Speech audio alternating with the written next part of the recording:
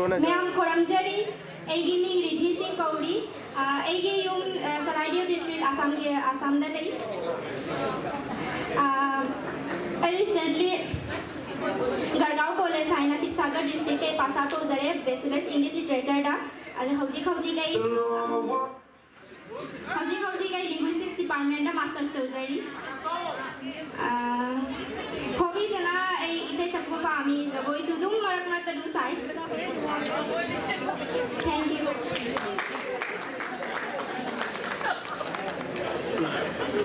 Nangiti din kay Heva. Isay Sakpaga? Isay Sakpaga, Dum. Jaboy sa ano nang karamba?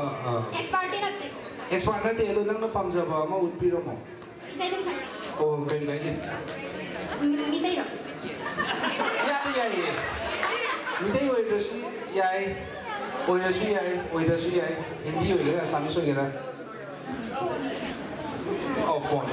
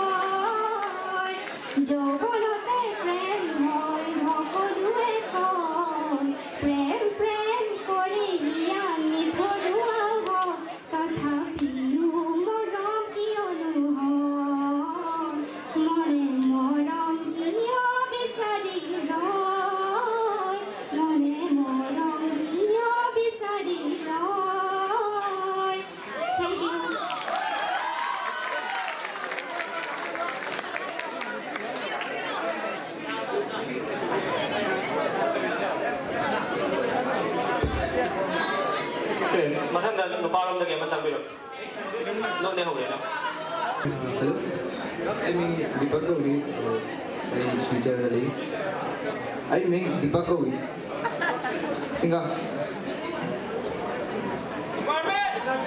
Computer science. Nang computer science ito mga intro high ba hitra. Computer science ito mga intro high ba hitra. High kia. Sino siya may sital dito. Social work lang ka na. Tapi ba na.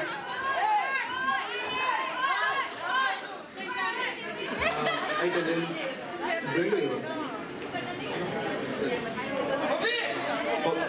drawing art.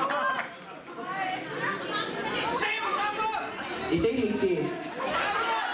Ha? अरे of course नहीं आएगा ना ना कहीं करे है के माहित ड्राइंग ना तो बातों पर के माहित है ना के बा हाँ थाबल अरे वो थोड़ा आदमी चाहिए होगा वरना अकेला थोड़ी ना होता थाबल वो आखिरी में कर लेना थाबल तो एक्सेप्ट कर लेंगे बारे बारे मतंग नबीरों दा गेम तो फिरो Next. नबीरों दा गेम तो फिरो मतंग दो रिदी मतंग दो फिरो Ako'y ningol ki may gayron doon yung katupiraw doon na. अदुगा कई मंत्र निकल लगे जाए जो मकई इसाके स्वयं इंट्रोड्यूस होगा मतलब दा मणिपुरी लोंडन तो बिना single Good afternoon. I am Sarai Sambrinda, Department of Physics Training.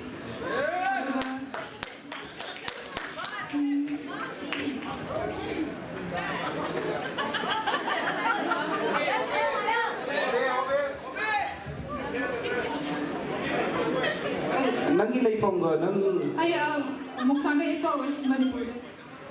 kama college lagi pastor. St. Mary's College, Salongi. Nangi bubi na kayo. Adventuring, Singapore. Ato po atay later lang. Kailan gusto ko bilang pa hindi talaga yun. Like, dress ko suka ito ko. Like, nagkakito ko bilang mama. Thank you so much. Pibarong lagi ang doon nagpiyo.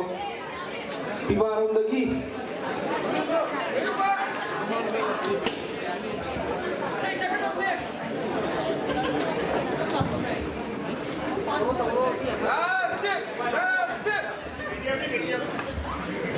ay main Rajiv Sinha Gauri Inaw nang mo mobile ko po. Ikaw doon nakapiyo. Ano yung nagpiyo? Rajiv Sinha Department DBA Hobby दिए football सुन साना दे हाँ Sadyang man talent ko ba masuto bilang mo yara gati. इससे कम आवाज बन सकता है Kasi yung sa mga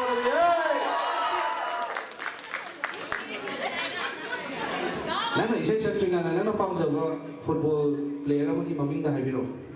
ay sum Neymar dum pamle Kanina kita magta. ay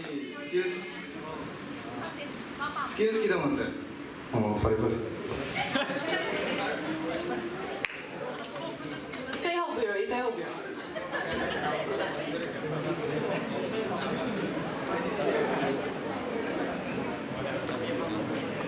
nang inung siwa fang nawa papalo biro Choktawa laita chak nawa pangalo hapiro nang ikamo yaw nawa lambiro nang natatiro ay na fong bagpao pundo nang nagchan biro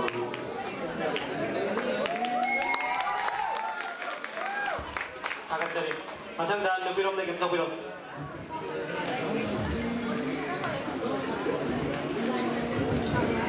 Khairamjari Mayambu, I mean Shushmita Sinha Gauri, a Department of Physics Training, a Sinchar Department ay ba kasi kita? Department of Physics.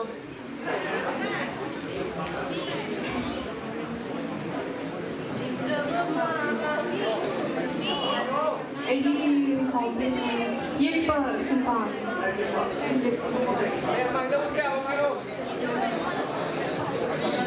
मैं ममांग उत्पा याबा okay नंगी Ming गले हम गोदम तंग repeat तो बिरो Aiming. Sushmita Sinha. नंगी life हम नंग Later, Sushmita. सचड़े कारण बजा का लगी Udharban. नंगी टैलेंट को बा हिदी शो तो कोई आवा नंगी पुडिंग बा बेटा है ये पंगम बा बेटा है ओके ओके आप पारों में मम थोपिरो पारों में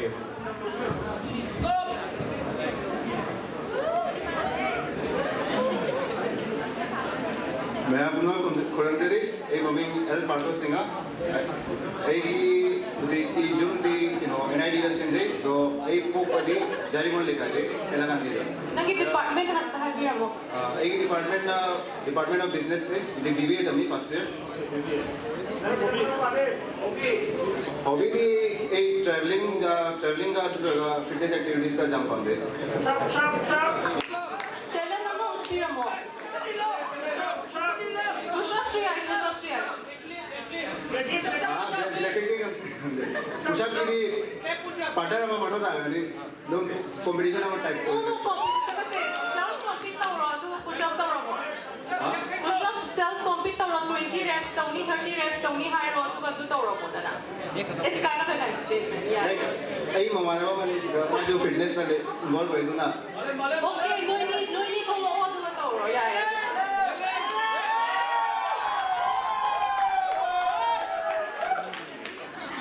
Nangin naman na ba gusto pang intro to hindi ro. Punta. ay kasi mamaya mo siya na अहान हमकदा मैम दिमिरबो ब्रोंजरी आइगे मिंगसी स्वानंग बसिंगा कवि आई सिंगर वंडगी नि दोगा आइगे डिपार्टमेंट ऑफ फार्मास्यूटिकल साइंस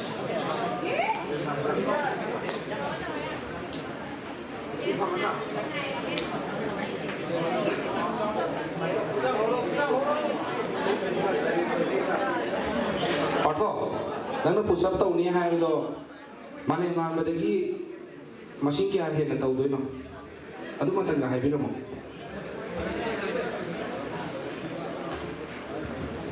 मैं मधु के लिए मादले को मधु Ako'y counter ro oro na traga.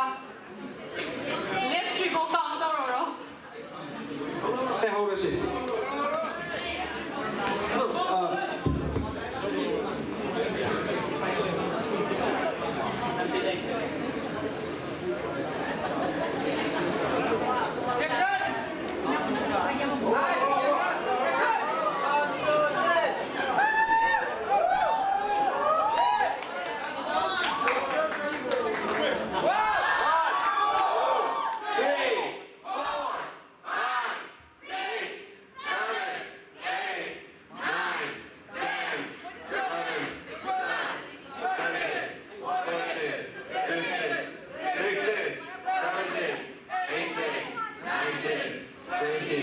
याद रहेगा पार्थो याद रहेगा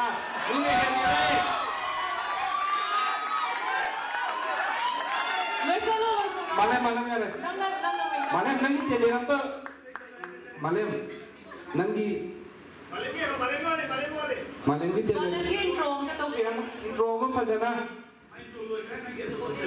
नंगी तेले दो हायबिरमो आई Sheikh हजसे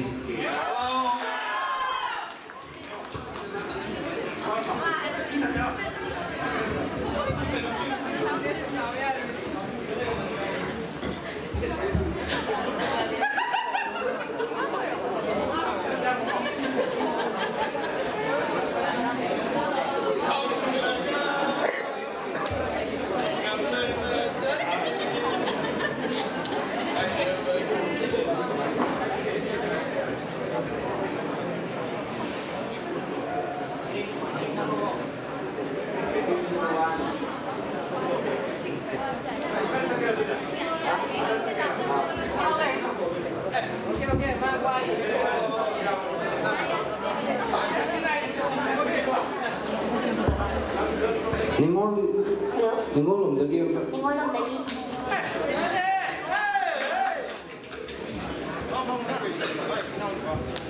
Kurumjari mayam aigi me hamnam narlabe machanu ai music law department da second sem Pamjari, Dubai Gelefona, Impal, Iribundari.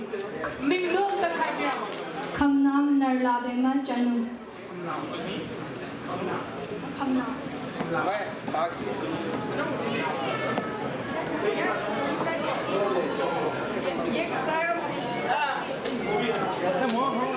Hobi drawing sketch of the toad. Nangi akay ba tala nagtungod pira mo? I can hate it. Sketch. Yeah. 릴스 젬버디 해야 할 겁니다. I see it. 발음을 해야 되는데. Yeah. Thank you so much.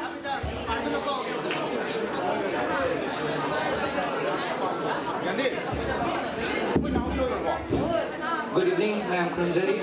I mean Ajay Kumar Sinha Kauri. I Department of Pharmaceutical Science Day. I Hojai Day. I 12 Ajmal College of Arts Commerce Science Day kamay talaga I hobby hai na tela may विशेषक पर iPhone khande pagpili shiba mabaltok na chimba sina pongdo pangamde pongam tanung shiba o chana haleta moi say iPhone khande na. Thank you.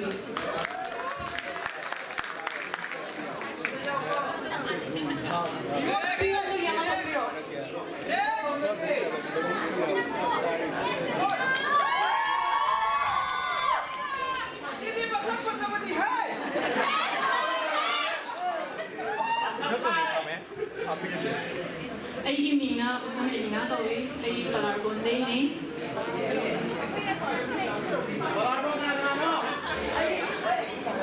ay usual department day ni ay hosting second semester ay hobbies na ay chat thong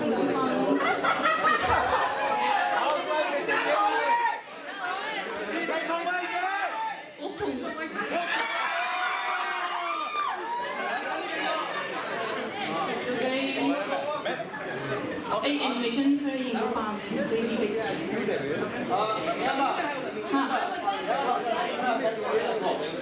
Oh, kung bagi recipe ang tahar mo dala lang ya. aput paro Ani lang na special way kang ba recipe mahar mo. ay ako yung thong batat haijarage ko first okto ko na mada hapani dubai nati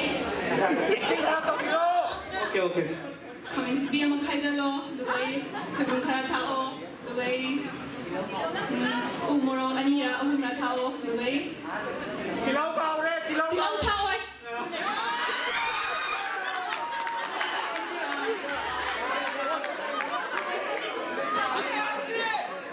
Jangan masing kakak sudah kahapo, lugay, kungkara tao, lugay kuy na puto, lugay.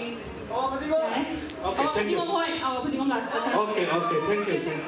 누가 우리 목표? 아, 에리나, 나는 오토모 믿어. 그냥 속 가글람들. 아니다 그러나.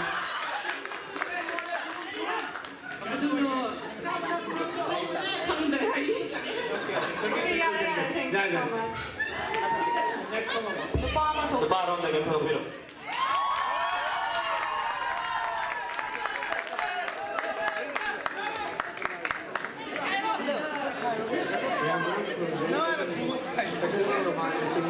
Tekanamang romancing Manipuri masang da ahan semester da tamdari master arm business. Ai hobby je ta sin ha ga di ai ju ko thap. Talent kayo malay. 난 좀 이사이 시작해도 아버지도 좀 따보니까 거 방문을 내기버리나 아무튼 이사이 그놈 이사이 또 다니는 거 아들 사람은 네가 뭐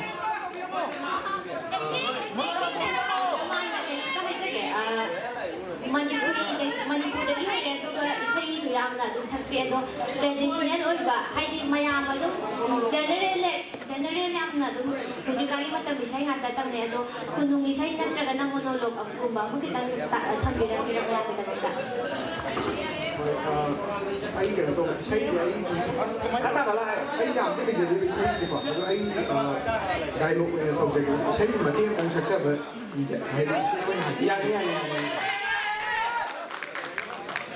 hayam koi na chana bahai ni ba sibu dag thoi na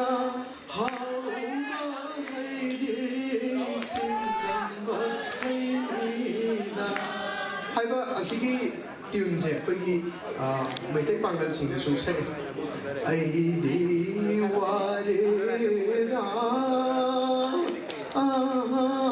khuman tomba lai ba na sun na langi chada bana la gumida pari lai gumida nore khuman tomba lai ba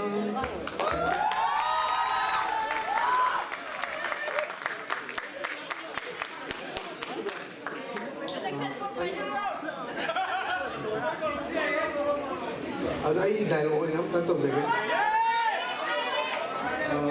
Bagi ketiga karena yang pengguna ini tangga. Ketiga aku ini kisah na magi potong itu ina masa mengaji iya karena beda makta kenose magi masan mengaji itu soal ini mai kubije ni belah beda tangga. Ada karena di mengam sekerja tu. Ada ham boleh menjadi ni kelas.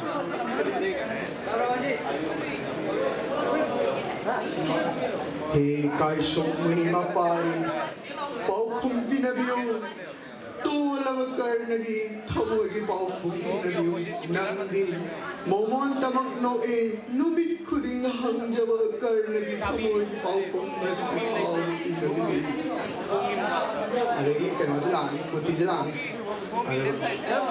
mana karena hanya kalau matang jadi dah kunti sana pergi main guna bersih karena yang tu mesti boleh tu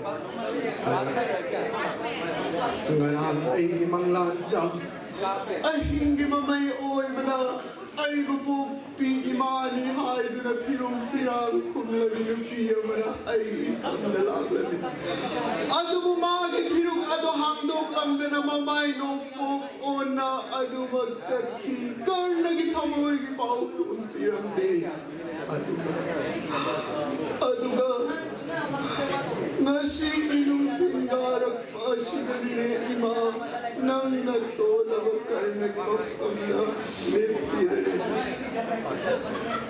durche dohon gi atyachar khangam drabi imao nangi kariwala bagi sati ngarsikar nagi mapam nagi kana gadi singaro tak pirogaba mani ai arjun pokpi mamani Nixing libra akan ba asra parikya gi matamda nupa machat ho na chompo rakhiba chaming lamba gi matang aduna achar janam rakhai na lekhiba hai ki malai bharot banchana pok machada nudadi komit kuda machag lamba yad nang maduna no madol angan buyin na ikai makhang kiba madu umada kumai libi lai mali singi maratagi arjun pokpi mamadani sanagi jamalika manumbe sing chai dunalak na kiba nang di kapli roi ne danabe matunda yang bekerja dengan sahaja ajar tenang mukjai hamjila kecing celaga nang dinaku matanda saya bicara ising irik ta arjun pokpi kunti nitti yau karna thank you ima nangbu to lamat karna ki sumamaran lapiro ima mama nung siba ni matri prem na bathok na baay ni thamoy sagora sila chong kabiro ni ima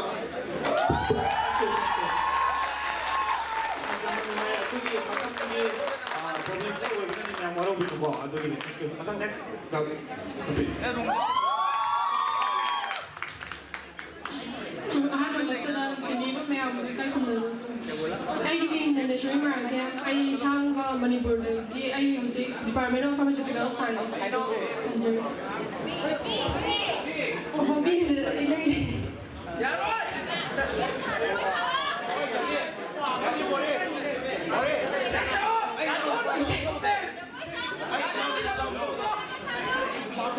Jabar mati kata satu pira muna.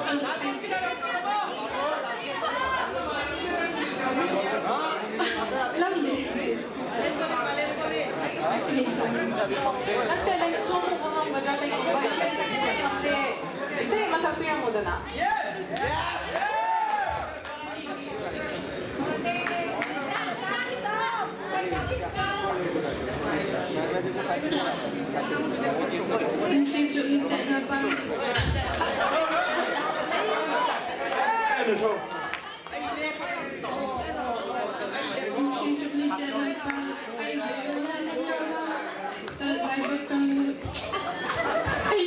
Okay, thank you.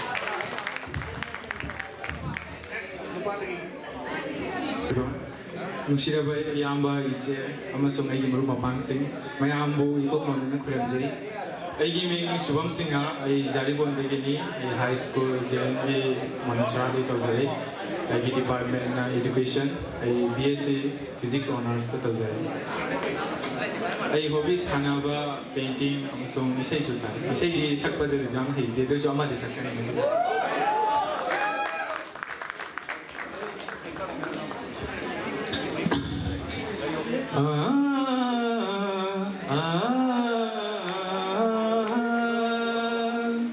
La la la la la la la la la la la la la la la la la la Zangam ni Rashi later nangi mai thomi Nongdo thaja na suhende Obsurasi na suhende Nongdo thaja na suhende Obsurasi na suhende Zangam di ngai late fajabi Rashi later nangi mai thomi Thank you. Next button, girls.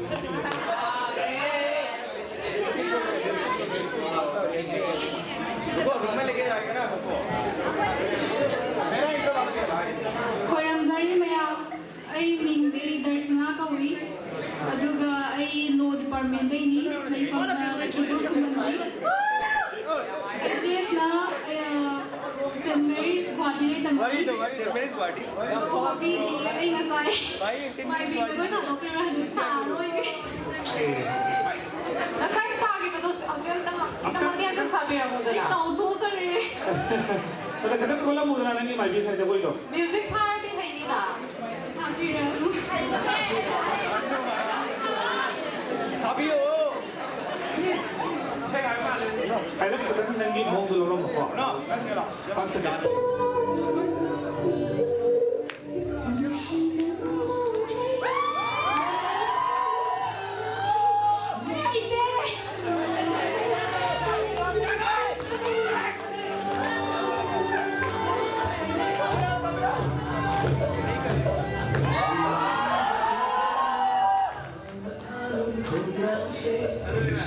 Thank you. Next was Supadi Kukuro. Ya, ay giving Elamo Ronaldo yang nandun dito ay second semester sociology plan ito dari ay Department. Department of Sociology second semester hobi ay di online game sana na jadi malam yang kita Jadi, boy, saya bisa cakap ya. Okay. Yang pasti lebih ni yang biar kamu sendiri ini dekat tu. Amoy panda birananggo, nung sikanda birananggo, Chalabi nangi wakada Gupsari bayani. Thank you. Thank you. Next, manang gabili ko sila.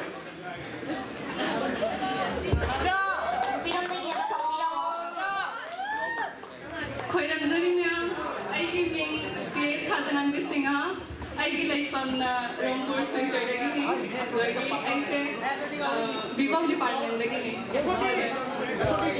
SOT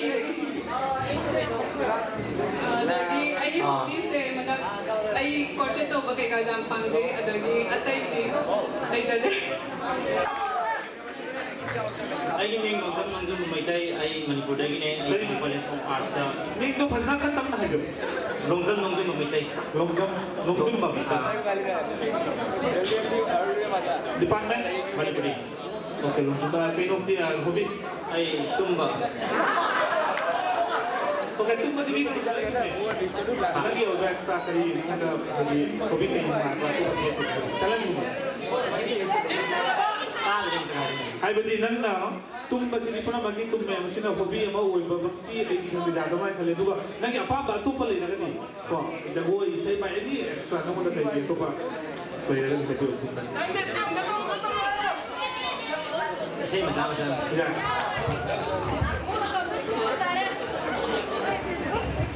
Na Congo. Keno.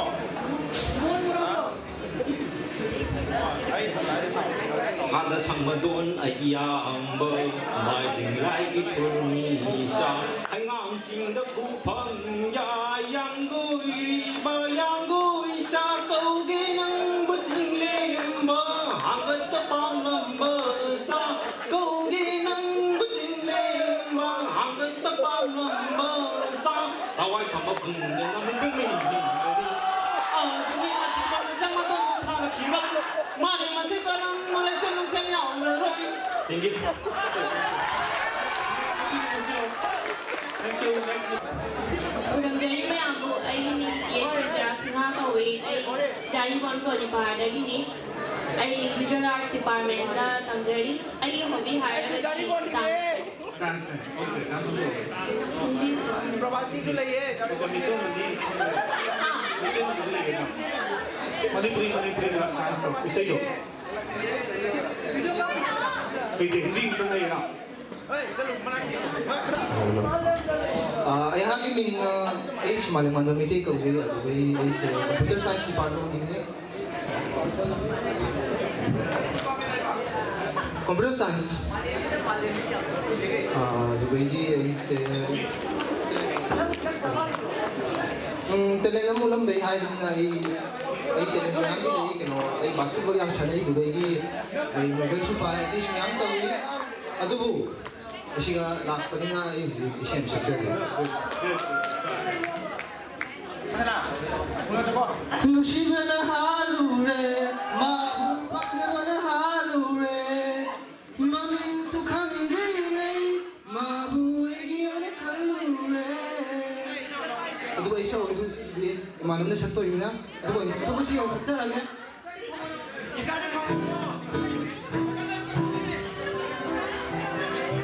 이제 다시 먹으면 이제 한 번을 시작했더니나 티어수 사비버 야로 이렇게 해서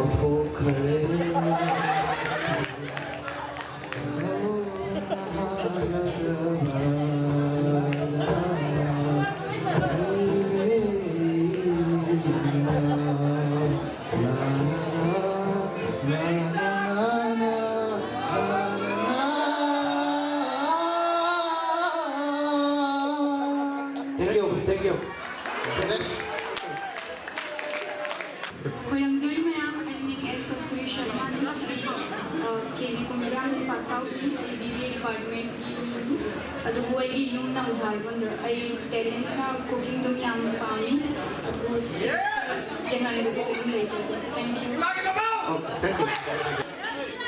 ꯑꯍꯥꯟꯕꯃꯛꯇꯗ ꯃꯌꯥꯝ ꯄꯨꯝꯅꯃꯛꯄꯨ ꯆꯨꯞꯁꯤꯟꯖꯔꯒ ꯀꯨꯞꯅ ꯈꯨꯔꯨꯝꯖꯔꯤ ꯑꯩꯒꯤ ꯃꯤꯡ Kingson ꯃꯪꯁꯥꯇꯥꯕꯝ ꯑꯩ ꯃꯅꯤꯄꯨꯔ ꯁ꯭ꯇꯦꯠꯀꯤ ꯏꯝꯐꯥꯜ ꯏꯁ ꯗꯤꯁꯇ꯭ꯔꯤꯛꯃꯛꯀꯤ ꯃꯅꯨꯡ ꯆꯟꯅ ꯂꯩꯕ ꯂꯨꯋꯥꯡꯁꯪꯐꯝ ꯑꯋꯥꯡ ꯂꯩꯀꯥꯏꯗꯒꯤꯅꯤ ꯑꯩ ꯒ꯭ꯔꯦꯖꯨꯑꯦꯁꯟꯁꯦ ꯙꯅꯃꯟꯖꯨꯔꯤ ꯌꯨꯅꯤꯚꯔꯁꯤꯇꯤꯒꯤ ꯃꯈꯥꯗ ꯂꯩꯕ DM ꯀꯣꯂꯦꯖ ꯑꯣꯐ ꯑꯥꯔꯠꯁꯇꯒꯤ ꯒ꯭ꯔꯦꯖꯨꯑꯦꯁꯟ ꯂꯣꯏꯖꯔꯛꯏ ꯑꯗꯨꯒ ꯍꯧꯖꯤꯛ ꯑꯁꯥꯝ ꯌꯨꯅꯤꯚꯔꯁꯤꯇꯤ ꯁꯤꯜꯆꯔꯒꯤ Manipuri department MA second semester ꯇꯝꯖꯔꯤ ꯑꯩꯁꯦ ꯗꯥꯏꯂꯣꯛ ꯃꯇꯠ ꯑꯝꯇꯪ ꯇꯧꯖꯔꯝꯃꯒꯦ ꯗꯥꯎꯟ ꯀꯥꯔꯁꯦ ꯅꯍꯥꯟ ꯅꯨꯃꯤꯗꯥꯡ ꯑꯃ ꯑꯩ ꯗꯦꯠꯇꯤ ꯅꯤꯡꯁꯤꯡꯗ꯭ꯔꯦ ꯑꯩꯈꯣꯏꯁꯦ ꯗꯤꯅꯔ ꯂꯣꯏꯔꯀꯥꯟꯗ ꯋꯥꯀꯤꯡ ꯆꯠꯃꯤꯟꯅꯩꯕ ꯀꯦꯝꯄꯁ ꯃꯅꯨꯡꯁꯤꯗ ꯑꯗ ꯕꯤꯜꯂꯤ ꯀꯦꯟꯗ꯭ꯔꯖꯤꯠꯀꯤ ꯗ꯭ꯔꯃꯥꯒꯤ ꯃꯩꯄꯥꯛꯄꯤꯒꯤ ꯗꯥꯏꯂꯣꯛꯁꯦ ꯑꯩꯈꯣꯏꯒꯤ ꯉꯁꯥꯏꯁꯤꯗ ꯀꯨꯟꯇꯤꯒꯤ ꯗꯥꯏꯂꯣꯛ ꯇꯧꯈꯤꯕ ꯔꯥꯃꯥꯅꯟꯗꯗꯨꯅ ꯇꯤꯀꯦꯟꯗ꯭ꯔꯖꯤꯠ ꯁꯥꯔꯒ ꯑꯩꯅ ꯃꯩꯄꯥꯛꯄꯤꯒꯤ ꯚꯣꯀꯦꯜꯗ ꯁꯨꯝ ꯆꯠꯂꯒ ꯀꯦꯝꯄꯁ ꯃꯅꯨꯡꯁꯤꯗ ꯇꯧꯈꯤꯕꯀꯣ ꯗꯥꯏꯂꯣꯛꯁꯦ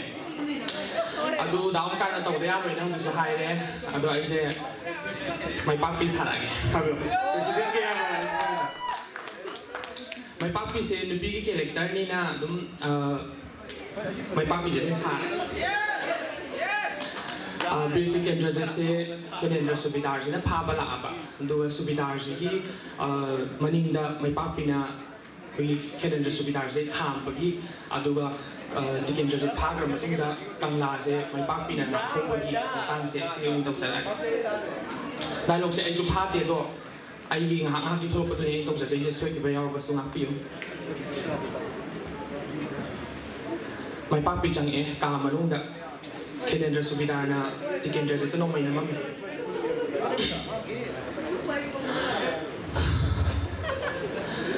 ꯉꯥꯏꯈꯣ ꯂꯦꯡꯒꯅꯨ ꯈꯨꯠꯂꯥꯏ ꯊꯥꯗꯣꯛꯎ ꯑꯩꯁꯨ ꯃꯩꯄꯥꯛꯄꯤꯅꯤ ꯃꯩꯇꯩ ꯅꯨꯄꯤꯒꯤ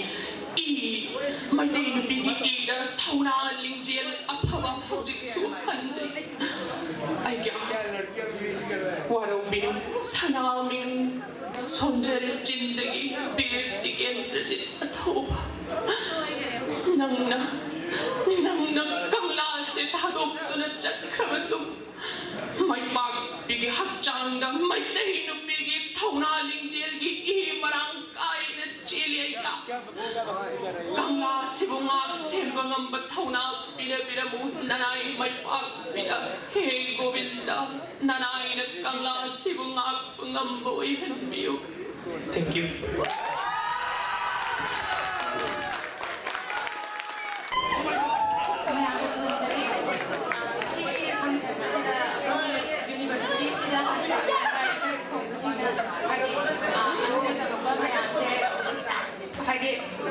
पुनः थेंनाहनबगी तंजा बिबियोसे अहानबमक्तदा सिंबी लांगरिबा इबुंग अदेगी इजुसिंग अहानबमक्तदा पुरमजरी आइगे खंजर साबा आई इम्फालदगी किलोमीटर 30 चलगा लैबा खंजों हाबा मफमदुदगिने आइसे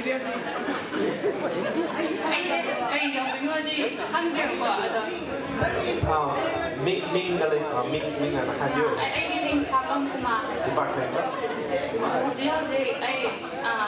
Manipuri department first second semester da tamjari ado ai isai mati em khatang saksarambe haidi akoi mioi bagi pusi se haidi hauji matam khatheng nare kaina kidroba isi singauri ung singauri mayam yauri ba ado ai isai mati em khatang saksarambe panyam pa khale garim khatkanu ai le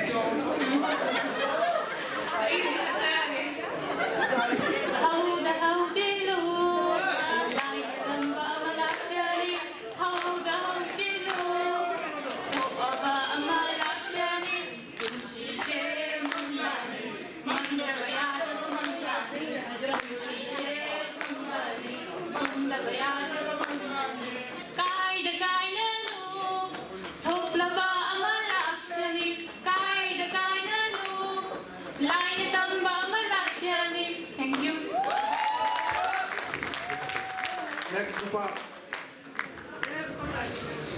Hey!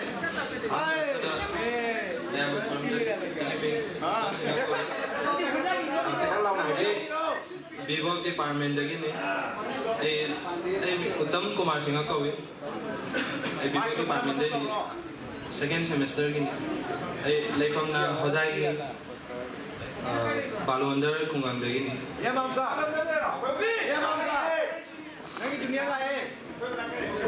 Aigi hobby di kaya tolong le jade do football yang dua masuk football sana masih aigi hobby ni hai tar. Jago yang sah jago. Yang sah beri aja jago ini jade. Ada nang football yang ni na hana ki Champions League sih kan nang badaw malah.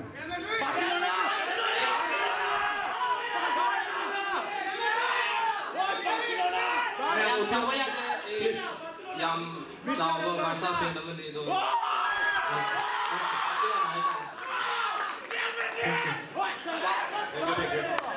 Thank you.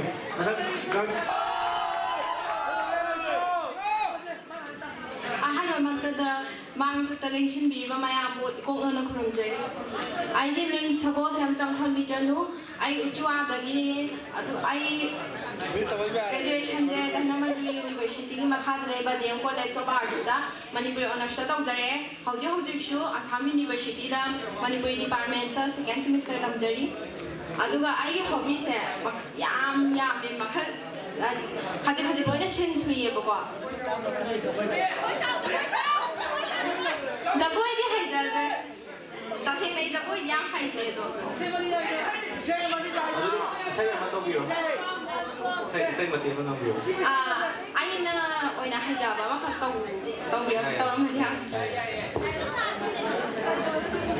ai se dai monologue ma tem dang tong jage yam hai ma de te soi ni na lan ji ba ro ma yam na ngak pi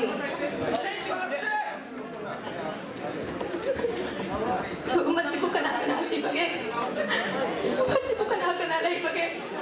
kau ni masih tahu bagi masih macam tu bio masih bukan lagi bagi ay kena anu ni ay thằng lỗ thì anh vẫn chỉ có đi vào đùa lại bỏ thôi chẳng muốn thằng tu bio bỏ ta xua đi bộ ay si matang chân theo bị nó bị bỏ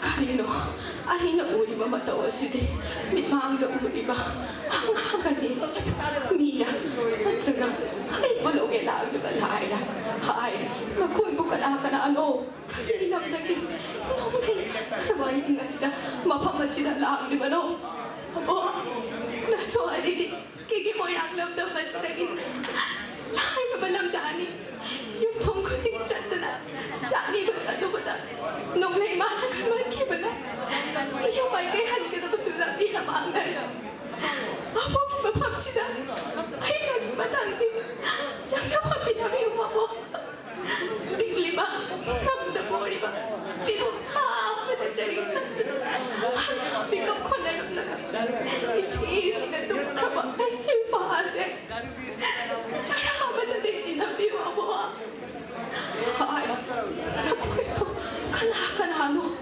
aso mapamasi na yung pati naming nagkari-kari gawin palipan tawag ko na nagkari gawin abo nasuan iti layo ba lang dyan nasuan ko na nagkamukang dyan pato ka tungda po di ba pipag na ako na dyan nagpaglamlaga isis ko itong kawin pa siya masina kamagawin po hagan dyan. Thank you.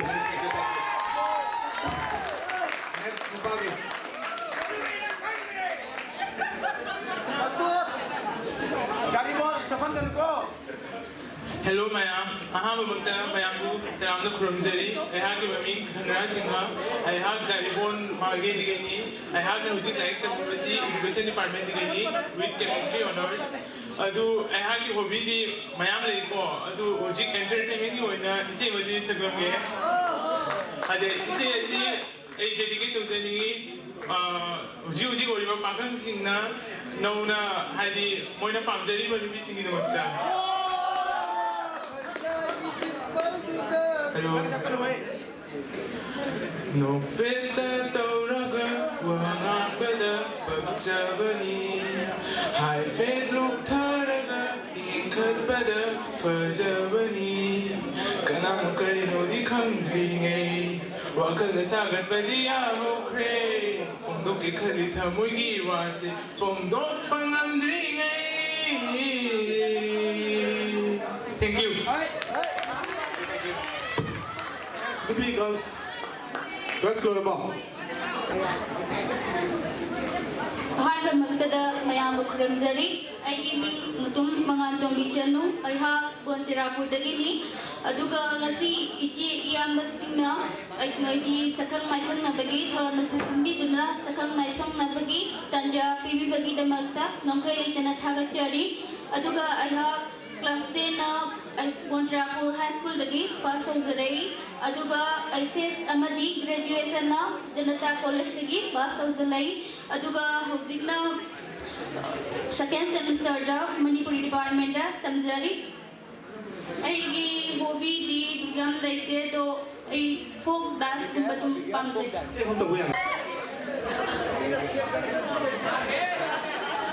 Kurumjari mayam ay Chandra Skoy ay Manipuri bangon lekai ini ay Sendai Chinese College Silong da ay graduation dore adu matung da ay Lovely Professional University Punjab adu da ay master mati ama to me adu da gi maram matana ama da ni sila ko ne adu da gi ay hobby haraga di live stream thawa adu da gi professional oina ay game so dum thana je adu na ay hobby se adom do oina lai hai ta ado kainong kan hanggari ne gamer oina lairabne na ko kaigumba akhoi ngasigi topic se heritage and harmony haibune ba kaigumba nangonda opportunity pideba haidi akhoi game gi character ma develop tawna ba ado manipur gi karamba hero la khalaga game du gi character ne se mi kai gi oini last question hai de tangan biro ne haidi gamer oire ba ko so jado akhoi manipur gi culture and harmony se sakta o haire ba game amada haidi character ma develop taw haire sana mobile legend or su mai character ne adugumada hero ma se mo haire ba manipur gi karamba hero la khalaga ko hero na kadi history kani oiba akhoi gi kauna pataba si hari ami adugumba kala kala character do se mo haire karamba la khalaga itu di bir tiket dari loket kan itu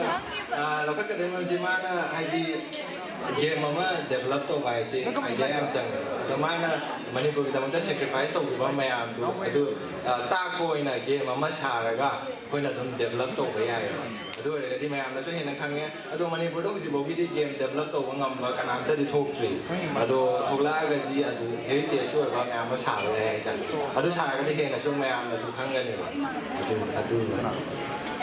Sama do. Next, madam, speaking of. Thank you. Thank you, thank you. Speak over the auto.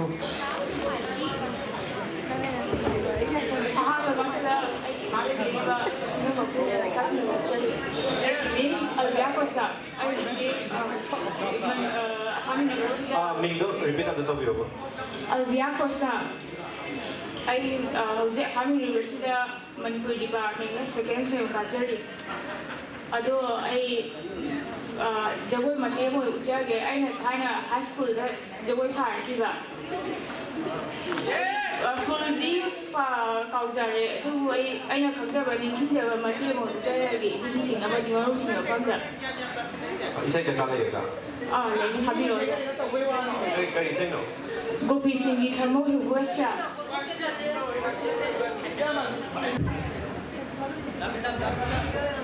Intro di ay kami da. Atum sa ko ra ya ngai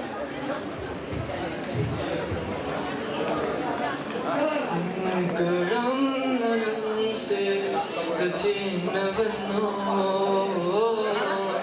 karam na ho ki vano nang se ai ki karam noi ki vano si di tamu si so nang gunung si zavana wakan si da su nang tani kaliva Sajaruvalite nang butang isina nang nadilakino nung sibi nang buhay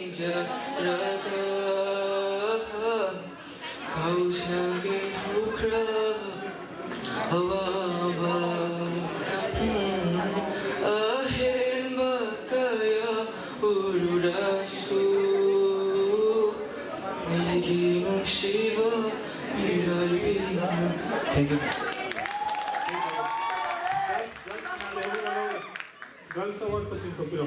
Tuwa ba?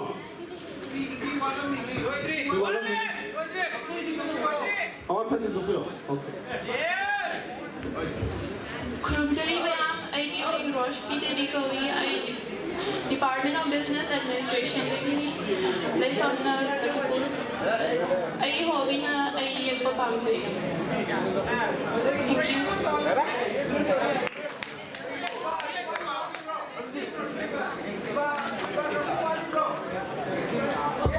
Nupa amanap tadi cita apa boleh kres, sini pejin cita. Nabi sini malam tadi wali bo, jendoy ki Indo tunggu wali bo. Wanda benar dong? Oke, baik. Wanda.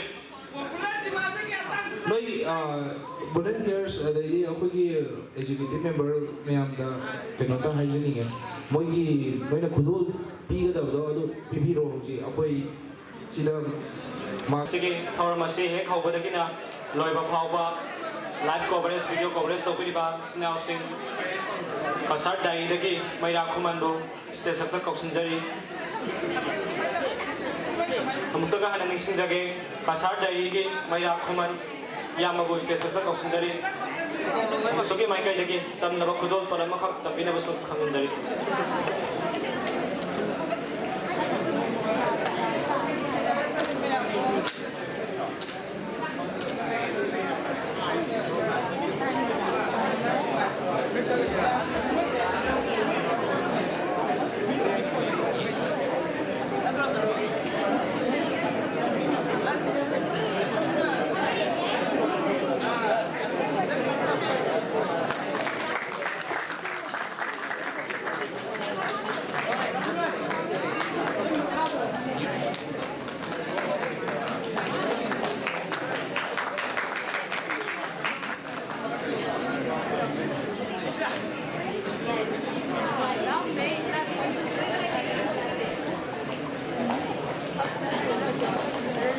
Tagachay yamba maya kumanbo masigi matangda siroy dagi prem ning thaujabu se sakta koksunjari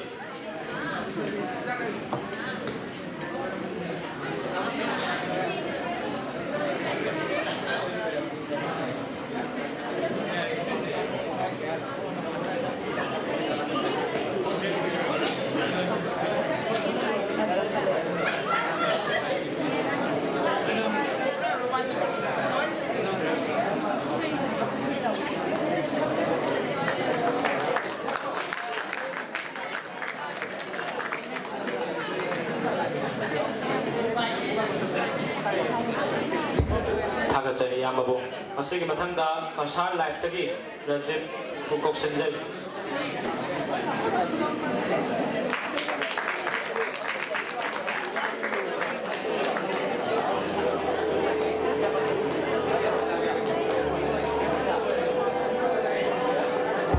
Tagachay yamba bo thawar masigi mahaka jatar koina mahata ba thawar pari di damakta ai gicha mani sadar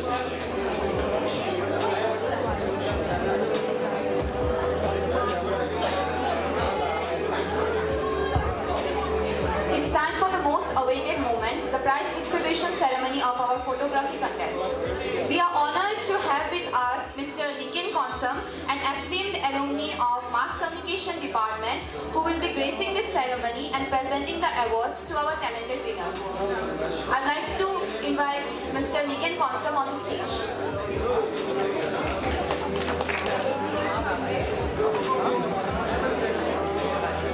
Macam mana usni, baru usni, jadi friend usni, macam kui nanti tu loinya nak baik, indah register kiri. Kasi ubah pun jauh, thank you yang mengai. Niken and welcome.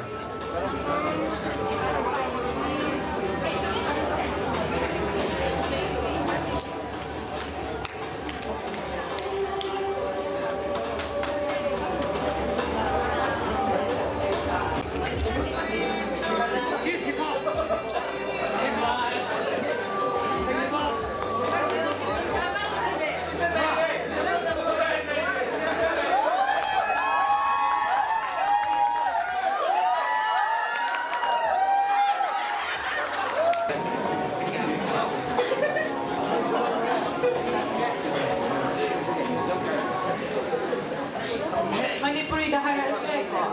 Answer da ho matam da do Manipuri da hai. Question translate to ko pambra. Nangi ming dom daga I give in Sago Sam Jang Khon Bi Janu. Anggol jam. Sago Sam Sagol sem. Jang Khon Bi Janu.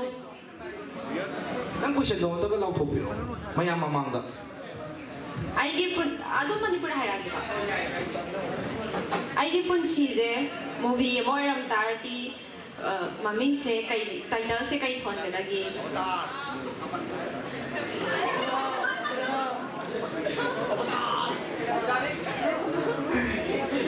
Pakhum cha dam pe da ya.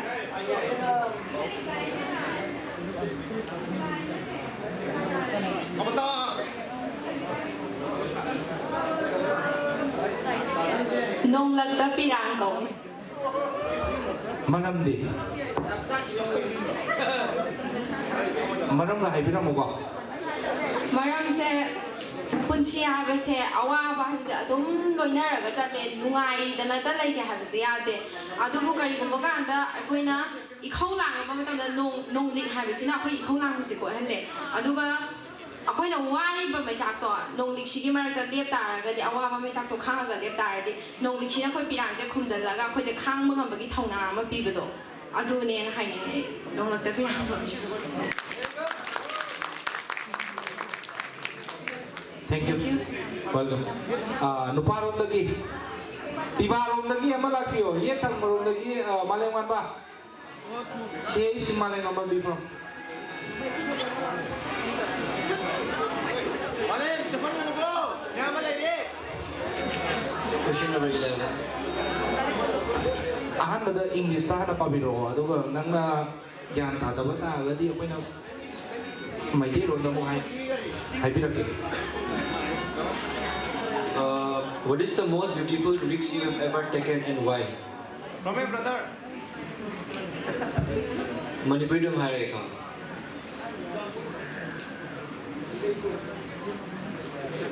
Risk lau bi bai se ke no idea. Again hamo ai manaba ma hoi class 10 doi da ai manaba ma se hoi tutorial da iroi badane ma se irak pa do kan na we hoi manaba sing da pura risk lau na do ma to ge do ne ki jawa da.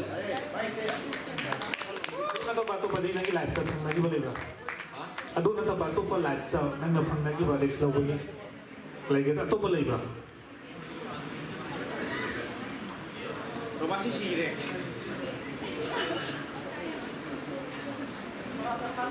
Ito pa lang ito.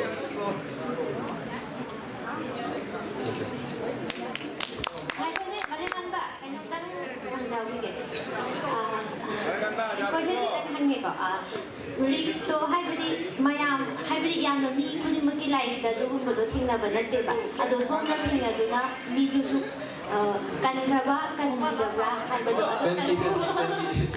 Kan ki. Thank you. Irak man sila na pukida ra turil da. Wala tuloy da. Oh. Look, lingol om dagi.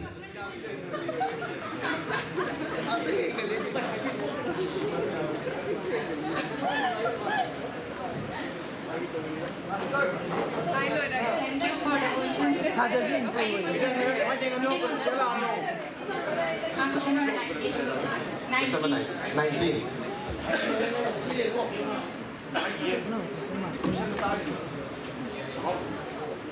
Question sina hari se hari kap pa hai ba se weakness la na tra strength la na hai ne ba ado ai mo di kap pa se strength ne ai na lauja ge hai di marang di hai de kap tho khra ga isa da tu yang pau ba do adu na isa tung da amu pa na ding ba pa ra ga ai na kap fi bo ai na kap khri ba gi marang tu da amu khe na kan nau na ding ba pa ra ka ni hai ba gi aja ba du je na ai strength se kap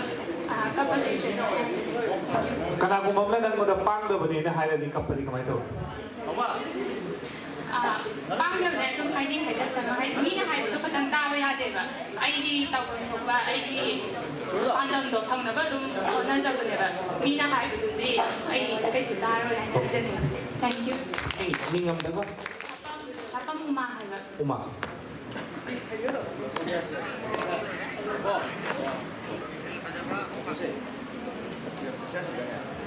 Kayo piba si Polok Fisik ke Michael.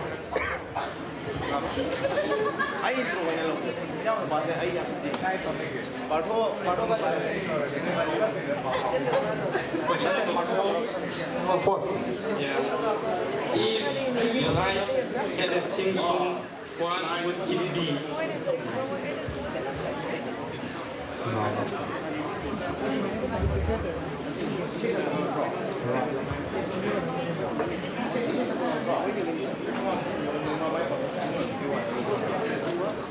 If your life had a theme song, what would it be? Nangi theme song, nangi punsi theme song, kau bawa oi kita mana ang berdaya punsi.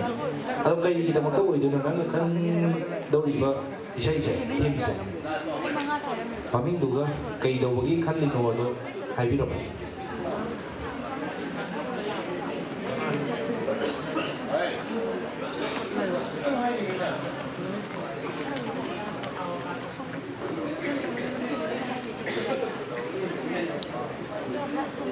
Kacang district ini, mai sopan yang. Manipuri itu saya SMS kami habis pada hari ini nggak boleh bekerja. Mati ang tang biya. Habal faraba sikla hinda ningsinghan biray nung shiri ng gishakam na. Ado si nangi team song oi si parang si kayo no. Hay labda yangที่เราไม่คิดว่าอวยไว้แต่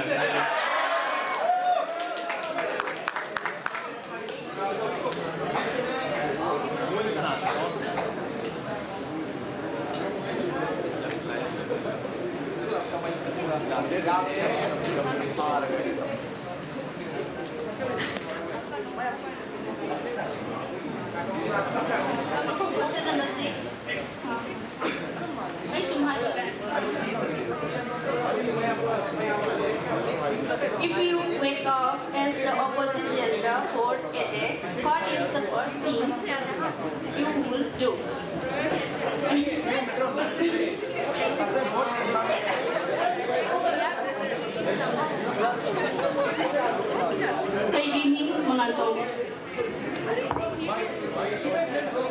Isang na handa nang sinabiyo na lay, di ba?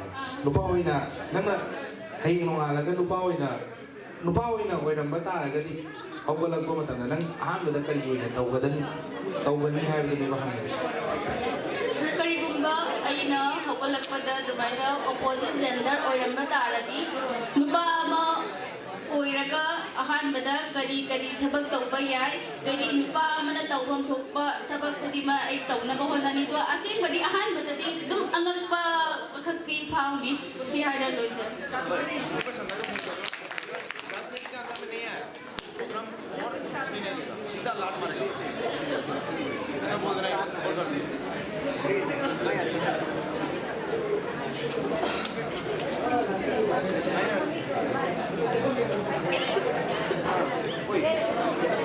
Question number 13, 1-3.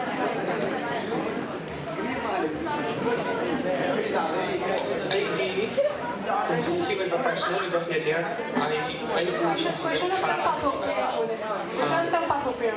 what is one personal failure that taught you important lessons in life?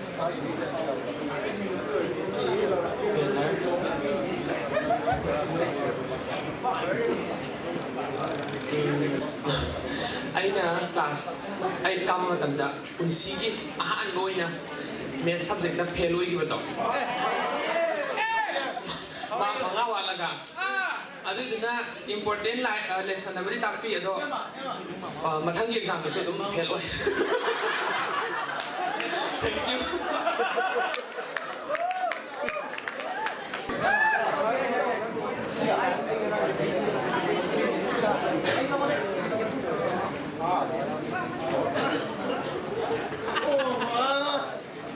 Nagkiming nga na haipira mo ba? Ado ka question number ka question lugam na patok bro. सिर्फ सागर की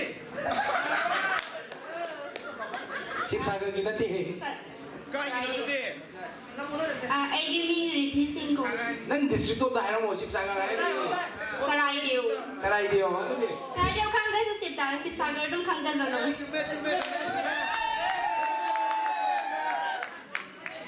Any questions in if beauty is in the eye of the beholder, how do you define it? Oh, question number 10.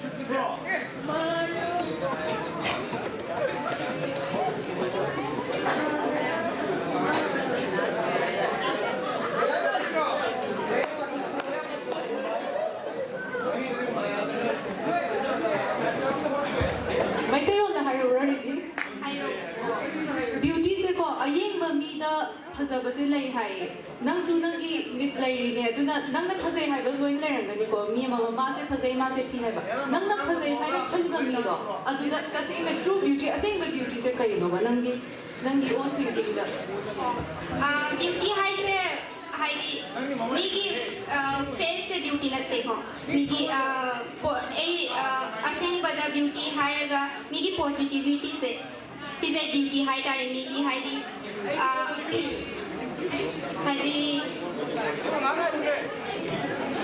jo hai di ke na khuda ta hai di every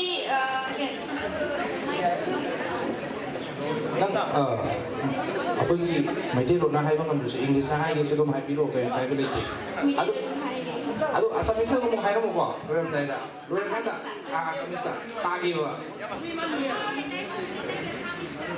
Migi positivity se egi tamak ta true beauty ni haba migi masak se true beauty oiba karma migi tamak ta masak se true beauty oja migi mathak ki appearance is important because akhoi face ya mata mama da akhoi hanu phara di wrinkles la ni haidi akhoi mathong nang ya kanu do the definition of true beauty na te egi tamak ta definition of true beauty is migi positivity every step ta nang haidi keno situation da nang positive oina khanda du ama isagi ama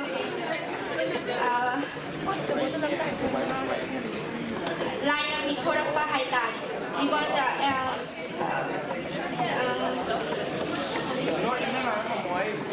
punamak ni si quality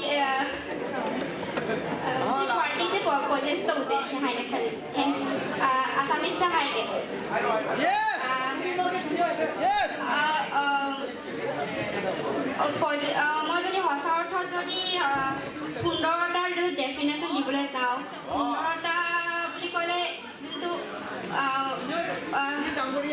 বাহিৰৰ যিটো অৱয়ব চেহেৰা body এইটো একো নহয় কাৰণ সেইটো এটা বয়সত নাইকিয়া হৈ যাব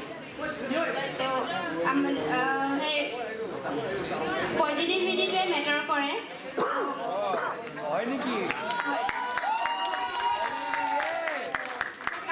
প্ৰত্যেকটো জীৱনৰ প্ৰত্যেকটো খোজত পজিটিভিটিটোৱে আমাক এটা ডেষ্টিনেশ্যনত নিবলৈ আমাক সক্ষম কৰাব চ' সেইটোৱে ধন্যবাদ thank you What advice you should give to young people who are struggling in addiction?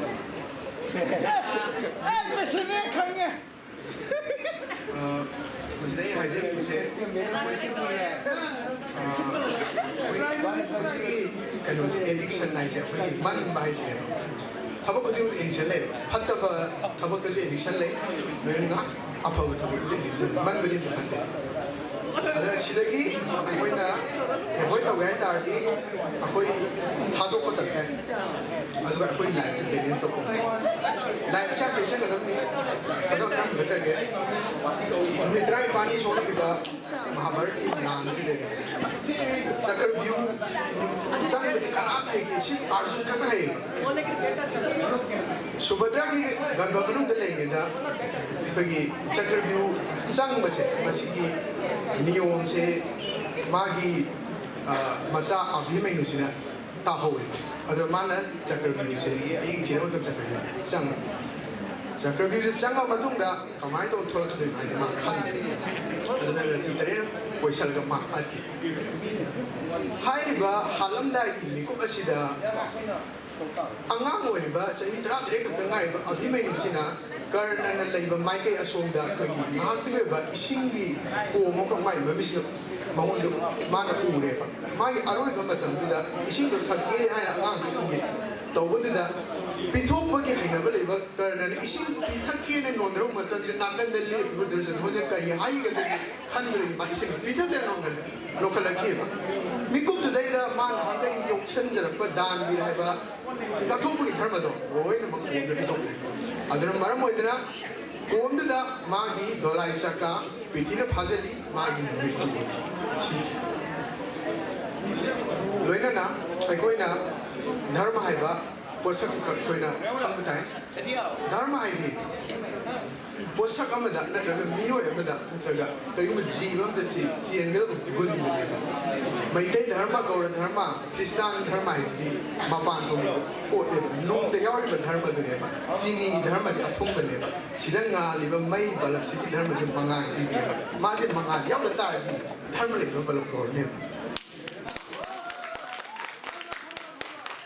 aduna aikoina kunchi ase yam chau struggle ni adun haiba kunchi sida kanam mamna phattaban sa chaadana magi masaje mase thadok mande election oi kanam amana kuni phattaba kedo ba ade apaba daisu man koi kanaba ye number pa ye election oi sine kanaba actually ke machanti balance obata dio loina na akoi gi ba knowledge hai dikla mai da ki bible da hai ba gita da hai ba spiritual ba divine knowledge lobi ke da ne ba kudam ta da chake wani bhagavad gita gi chapter 2 verse number 20 da hai ba koi gi atma se permanent ko ne ba koi lai ba physical life space ni lehi ba me am ai chang kola contemporary matam kragi ne matam kri matam loina ma ni ba Ramanda minute amada question biro adun si me am se ma gi be adun na sa ja koi addiction ji kamai to dana struggle to da gi hai ta ji aseng ba dharma yin sak pang tai loina koi gi afaba natchat hai na loina koi gi everything se control to ba gi pum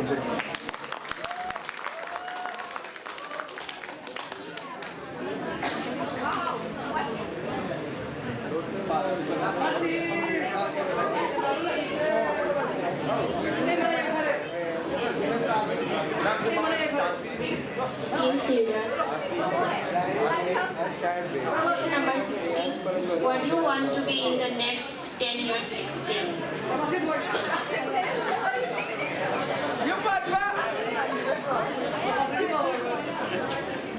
Aina 10 years matunda ai isagi business ama hangaga designer gumba oiningi.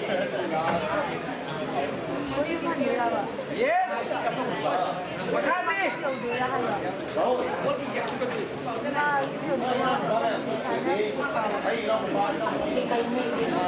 Adu somna oiningi designer hoiraga design business adugi importance in socio cultural context importance and cultural importance lay amaju mayam kai kana ba ti de ha ba hojiki matamda phiron natraji sa apamba si yam tang na phangi aduna aina pa ba mong adagi society ade amor pasina pa masini matuna apamba piece do design tawraga khara homba da sale tawani aduga ngamdaba natra nei lo ta sin ko ko nei ba ngamdaba hai tawani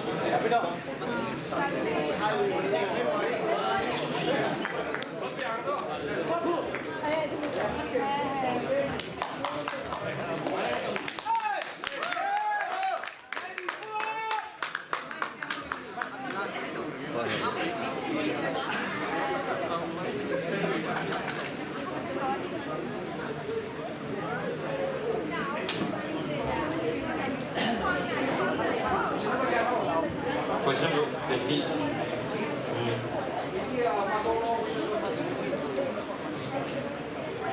What is the point of the life of your life by question mark why? What is the quote you live your life by? Why? Number 20. nangi life ka na, nangi philosophy hai tare ko. Adugi karang ba philosophy na nangi kunsi lang jing ko lang tak tu na chatle hai bata hai tare. Nangi life decision na ko ni khande nangi kujun chatle ba kunsi gi lambi sida. Ai na ba yam na.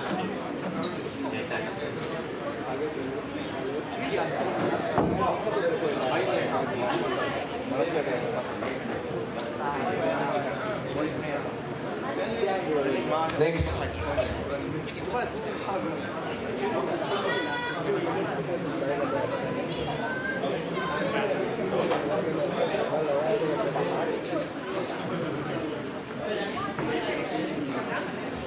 Question number.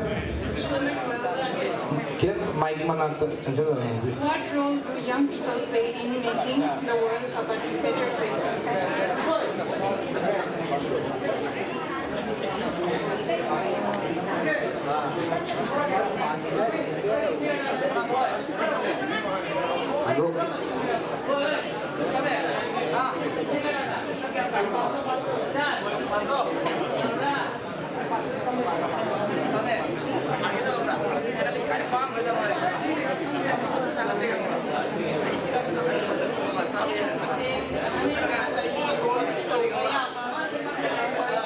Kaya ma'am, ito minag yung ba? Audience ma'am. Ado ay nakhanjabada akoina mahiro yakoina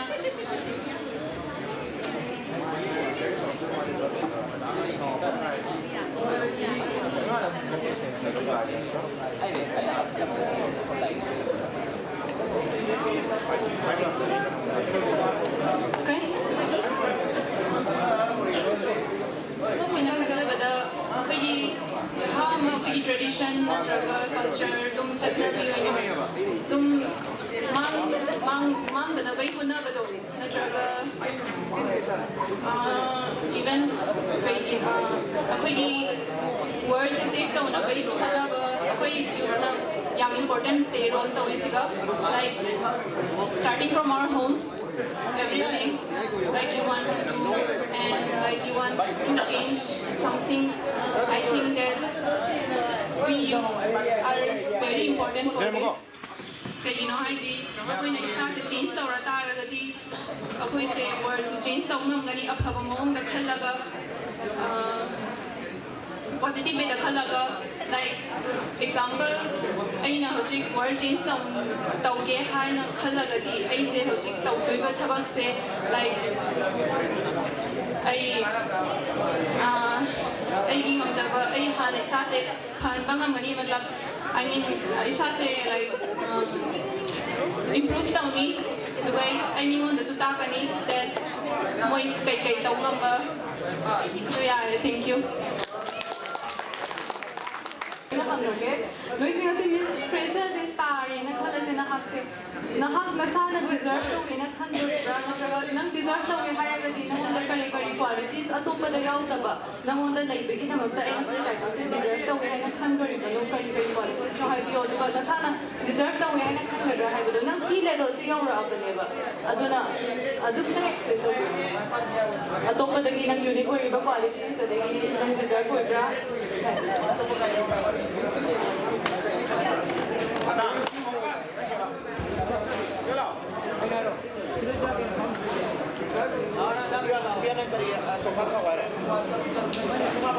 Ahan babak tala election bi ba may kakna ikong na khunjari na na ka khuna bujari je ko su question ko kita makta thala ko phongdo jari ngasi ki thara masda kari ko mai na miss pressure se ta ba ta ra ga di hoi ai chana deserve to hai na ni khanja ga ni maram di ai ko na ai chana yamna mayam sida gi thudo gi wari ate adu itara ga su mayam se unique oiba quality yaugini na lukhanni ba hadi number 1 mayam mama me thulaga performance ama piragi bani Please mayam muna tabi mo ba ni jaman lubo tak. Ngangi si mayam sa performance. mayam mama se thulaga performance piragi bani na aina pi performance ta mayam na amadi jury singa benbi bagi loina na ai is hada confidence loina na mayam sida attention piba ngambado adu laibagine adu ki quality sing do laibagine ani positive attitude loina bugine haina khanjai thank you Kuma da so ji ki chama na ba wa hang da hang jara ge nang na sa deserve to we haina di khala mani ko obviously ho ji proxy level si ora abani na ado atopa mayam khanda ora ga so na si level si yobi ri se na mo da kari qualities yaw bugin no haibado amtang haibiro Thank you for the question. I want to be I shall see go get a bit of Miami in a being buggy. I know it under the Miami in a being buggy. I know. Thank you.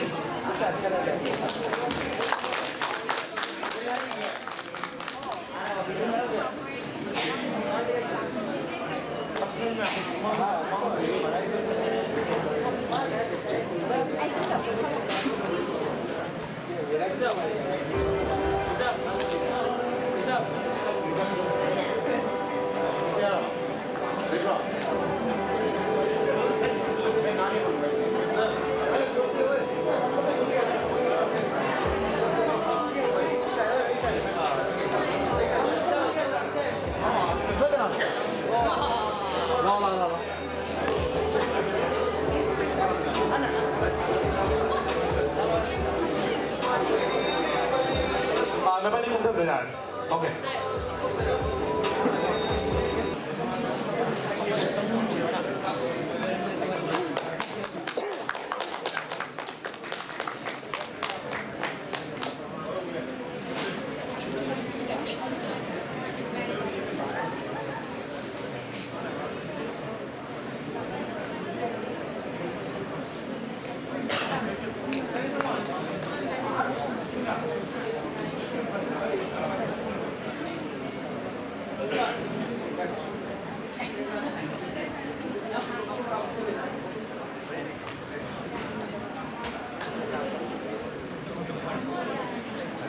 Good film.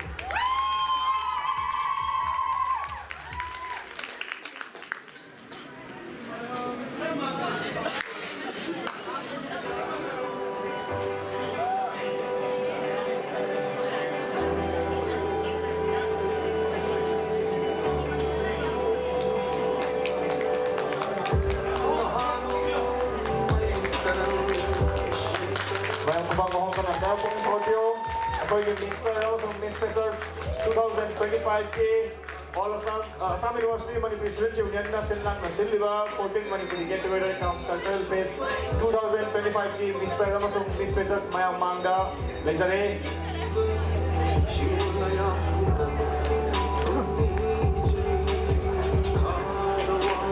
Sagat Chari Mamang Sahigi Miss Pera masuk Miss Pacers so photo session namta loy na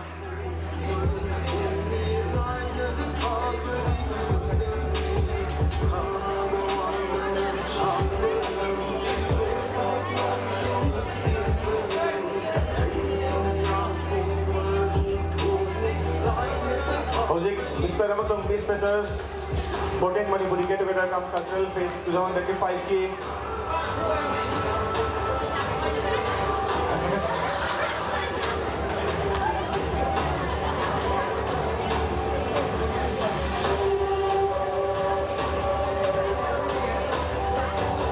Sagat Chari Mayam Kumang Kohong Daga